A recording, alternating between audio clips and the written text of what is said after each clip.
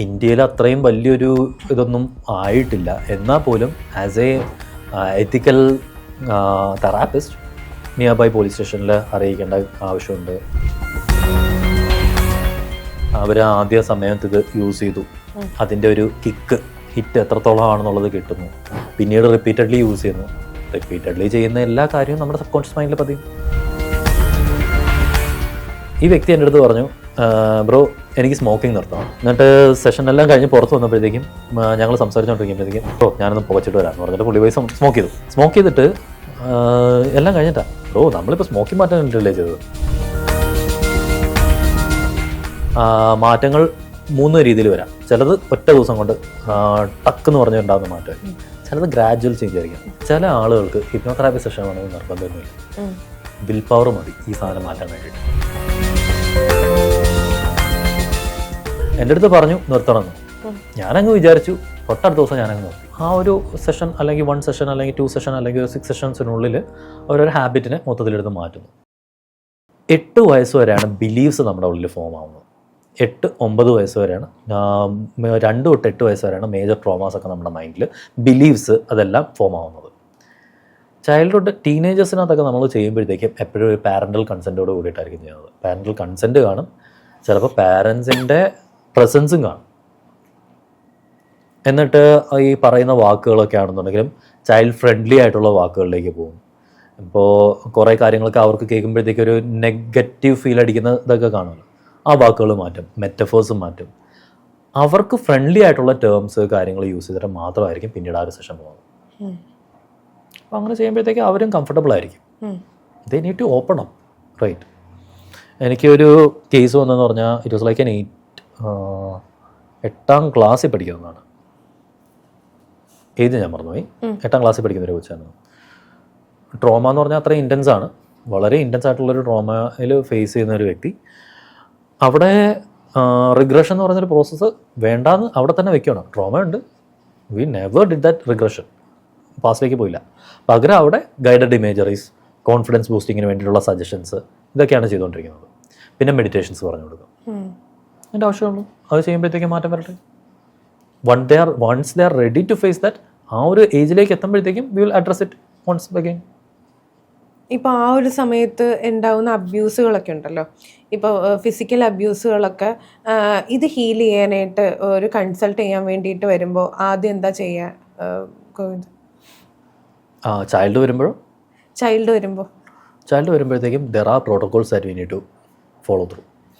ഇന്ത്യയിൽ അത്രയും വലിയൊരു ഇതൊന്നും ആയിട്ടില്ല. എന്നാൽ പോലും as a ethical therapist nearby police സ്റ്റേഷനിൽ അറിയിക്കേണ്ട ആവശ്യമുണ്ട്.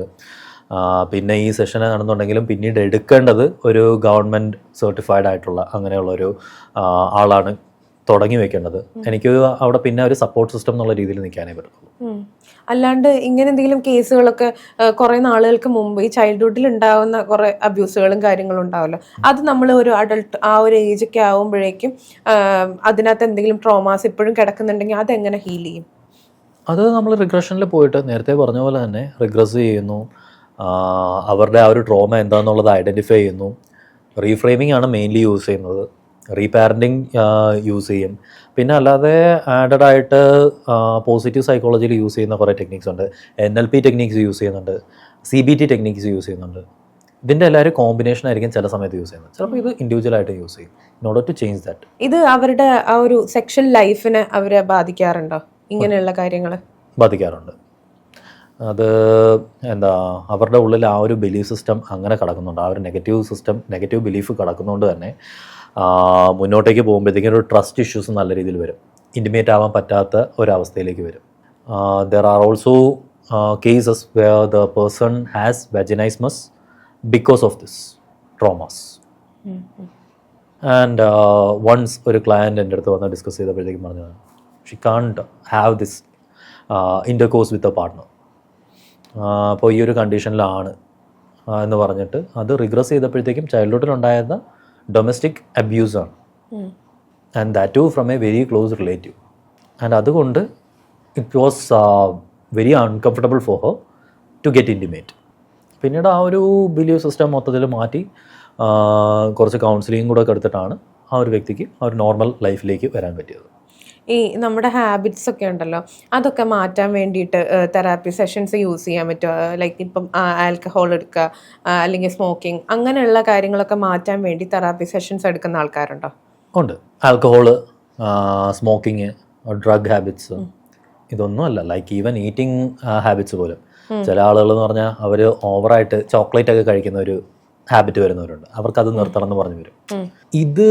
ഇതിൻ്റെയൊക്കെ പിന്നിലൊരു ഇമോഷണൽ റീസൺ ഉണ്ട്. ആൽക്കഹോൾ ആണെന്നുണ്ടെങ്കിൽ സംതിങ് ബീങ് ഫുൾഫിൽഡ്. ആ ഒരു ഇനീഷ്യൽ ടൈമിൽ അവർക്ക് തുടങ്ങിയപ്പോഴത്തേക്കും ഒരു മേ ബി ഒരു 18-19 വയസ്സിലൊക്കെ ആയിരിക്കാം അവർ ആദ്യ സമയത്ത് ഇത് യൂസ് ചെയ്തു. അതിൻ്റെ ഒരു ഹിറ്റ് എത്രത്തോളം ആണെന്നുള്ളത് കിട്ടുന്നു. പിന്നീട് റിപ്പീറ്റഡ്ലി യൂസ് ചെയ്യുന്നു. റിപ്പീറ്റഡ്ലി ചെയ്യുന്ന എല്ലാ കാര്യവും നമ്മുടെ സബ് കോൺഷ്യസ് മൈൻഡിൽ പതിയും. അതൊരു ഡീപ്ലി ആ ഒരു പാറ്റേണിലേക്ക് വന്നെത്തും. അപ്പോൾ ആ ഒരു ഇനീഷ്യൽ മൊമെൻറ്റിൽ പോയിട്ട് അവിടുന്ന് തന്നെയാണ് ബ്രേക്ക് ചെയ്യേണ്ടത്. അപ്പോൾ അങ്ങനെ ബ്രേക്ക് ചെയ്യാൻ പറ്റുന്ന ഒരു സാഹചര്യത്തിനകത്താണെന്നുണ്ടെങ്കിൽ ആൽക്കഹോളിസം വളരെ ഈസിലി മാറ്റാൻ പറ്റും. സ്മോക്കിംഗ്, ഏതൊരു ഹാബിറ്റ് ആണെന്നുണ്ടെങ്കിലും. ഐ റിമെമ്പർ വൺ കേസ്, പക്ഷേ വളരെ ഇൻട്രസ്റ്റിംഗ് ആയിട്ടുള്ളൊരു, ഇൻട്രസ്റ്റിംഗ് ആണോ ഫണ്ണി ആണോ എന്നറിയത്തില്ല. Anyway I will share that. എൻ്റെ കരിയറിൻ്റെ ഇനീഷ്യൽ ഫേസിലാണ് സംഭവം ഉണ്ടാകുന്നത്. അപ്പോൾ ഈ വ്യക്തി എൻ്റെ അടുത്ത് പറഞ്ഞു, ബ്രോ എനിക്ക് സ്മോക്കിംഗ് നിർത്തണം. അന്ന് ഞാൻ ഫുൾ ടൈം തെറാപ്പിയിൽ വന്നിട്ടില്ല, ജസ്റ്റ് പഠിച്ചിട്ട് ഒരു ക്യൂരിയോസിറ്റിയിൽ ചെയ്യുന്ന സമയമാണ്. സോ വാട്ട് ഹാപ്പൻ വാസ്, ഞാൻ സെഷൻ ചെയ്തു. സെഷൻ ഗൈഡഡ് ഹിപ്നോസിസ് ചെയ്തു, NLP ടെക്നിക്സ് ചെയ്തു, ഈ പറയുന്ന ബിലീഫ് സിസ്റ്റം ഒക്കെ മാറ്റി. എന്നിട്ട് സെഷൻ എല്ലാം കഴിഞ്ഞ് പുറത്ത് വന്നപ്പോഴത്തേക്കും ഞങ്ങൾ സംസാരിച്ചുകൊണ്ടിരിക്കുമ്പോഴത്തേക്കും ബ്രോ ഞാനൊന്ന് പുകച്ചിട്ട് വരാമെന്ന് പറഞ്ഞിട്ട് പുള്ളി പോയി സ്മോക്ക് ചെയ്തിട്ട് എല്ലാം കഴിഞ്ഞിട്ടാണ് ബ്രോ നമ്മളിപ്പോൾ സ്മോക്കിംഗ് മാറ്റാനല്ലേ ചെയ്തത്. അതെ, ഞാൻ ചിലപ്പോൾ ഇങ്ങനെയൊക്കെയാണ്. അത് പതിയണമല്ലോ. പക്ഷേ ഇത് പ്രോസസ്സ് ചെയ്യാനായിട്ട്, ഈ ഇമോഷൻസ് ആണെങ്കിൽ അത് പ്രോസസ്സ് ചെയ്യാനായിട്ട് കുറച്ച് സമയം എടുക്കും. ഇത് കഴിഞ്ഞിട്ട് ഞാൻ ഒരു 3-4 ദിവസം കഴിഞ്ഞപ്പോഴത്തേക്കും പുള്ളിയെ വെറുതെ ഒന്ന് വിളിച്ചു, ബ്രോ ഞാൻ സ്മോക്കിംഗ് നിർത്തി കേട്ടോ. അത് പിന്നെ ഹിപ്നോതെറാപ്പി ചെയ്തുകൊണ്ടൊന്നുമല്ല, ഞാൻ അതിനെ മാറ്റിയിട്ട് വേറൊരു ഹാബിറ്റാക്കി മാറ്റി. ഞാൻ ജിമ്മിൽ പോകാൻ തുടങ്ങി. ഇപ്പോൾ ജിമ്മിൽ പോകുന്നതുകൊണ്ട് എനിക്ക് സ്മോക്ക് ചെയ്യാനായിട്ട് തോന്നാറില്ല. സ്മോക്കിംഗ് എന്ന് പറയുമ്പോൾ തന്നെ എനിക്കെന്തോ ഒരു വല്ലാത്ത ഒരു ഫീലാണ്. സംഭവം ഹിപ്നോതെറാപ്പി ചെയ്തപ്പോഴത്തേക്കും മൈൻഡിനകത്ത് ഇട്ട് കൊടുത്ത ഒരു സജഷനാണ്. ഇത് പ്രോസസ്സ് ആയത് 2-3 ദിവസം കഴിഞ്ഞിട്ടാണ്. പ്രോസസ്സ് ആവാൻ സമയം എടുക്കും. ചില സെഷൻസ് ഒക്കെ കഴിയുമ്പോഴത്തേക്കും പൊതുവെ പറഞ്ഞു വിടുന്നതെന്ന് പറഞ്ഞു കഴിഞ്ഞാൽ വെയിറ്റ് ഫോർ സം ഡേയ്സ്, അല്ലെങ്കിൽ ചിലപ്പോൾ റെക്കോർഡിങ്സ് കൊടുക്കും, ചിലപ്പോൾ മാത്രം റെക്കോർഡിങ്സ് കൊടുക്കും. മാറ്റങ്ങൾ 3 രീതിയിൽ വരാം. ചിലത് ഒറ്റ ദിവസം കൊണ്ട് ടക്ക് എന്ന് പറഞ്ഞുണ്ടാകുന്ന മാറ്റമായിരിക്കും. ചിലത് ഗ്രാജുവൽ ചേഞ്ച് ആയിരിക്കും.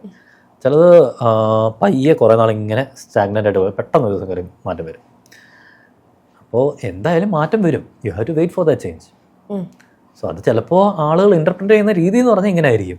എനിക്ക് ഹിപ്നോതെറാപ്പി സെഷൻ ചെയ്തിട്ട് മാറിയില്ല, പകരം ഇന്ന ആക്ടിവിറ്റിയിലേക്ക് മാറിയപ്പോഴത്തേക്കും എനിക്ക് ആ ചേഞ്ച് വന്നു എന്നുള്ള രീതിയിൽ എടുക്കും.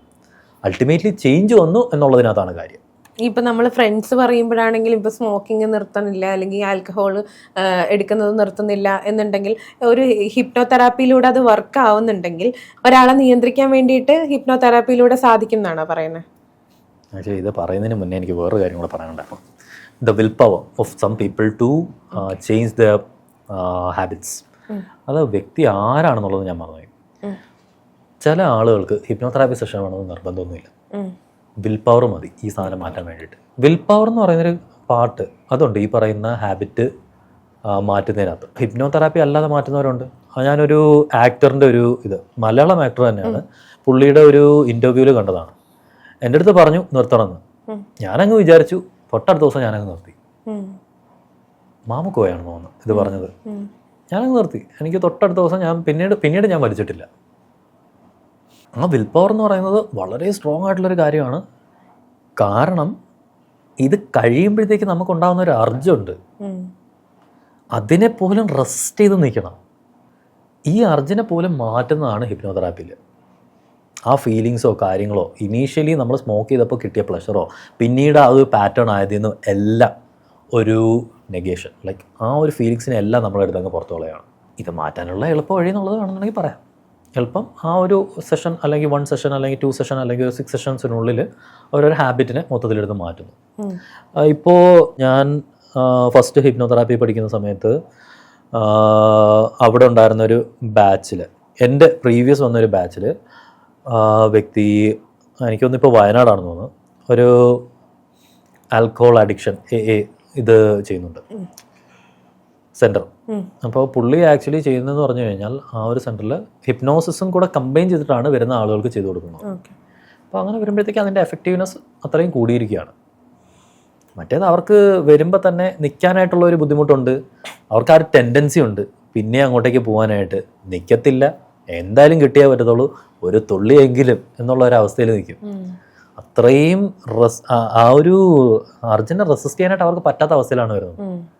ഈ ഹിപ്നോതെറാപ്പി ചെയ്ത് കൊടുക്കുമ്പോഴത്തേക്കും മൈൻഡിൻ്റെ ആ ഒരു അർജ് പോയിട്ട് കുറച്ച് ദിവസം കൂടെ ഒന്ന് കൺട്രോൾ ചെയ്യുന്ന ഒരു അവസ്ഥയിൽ എത്തുമ്പോഴത്തേക്കും easily they are able to change that. അപ്പം അങ്ങനത്തെ സ്ഥാപനത്തിൽ കൊണ്ടുവന്ന നിർബന്ധമില്ല, കൊണ്ടുവന്ന് ഇടാതെയും ചെയ്യാം. They need to have that within them. എൻ്റെ അടുത്ത് വന്നിട്ട് ആൽക്കഹോൾ മാറ്റിയവരുണ്ട്, സ്മോക്കിംഗ് മാറ്റിയവരുണ്ട്, ഡ്രഗ്സ് നിർത്തിയവരുണ്ട്, സ്പെസിഫിക് ആവുന്നില്ല, എനിവേ ഡ്രഗ്സ് നിർത്തിയവരുണ്ട്.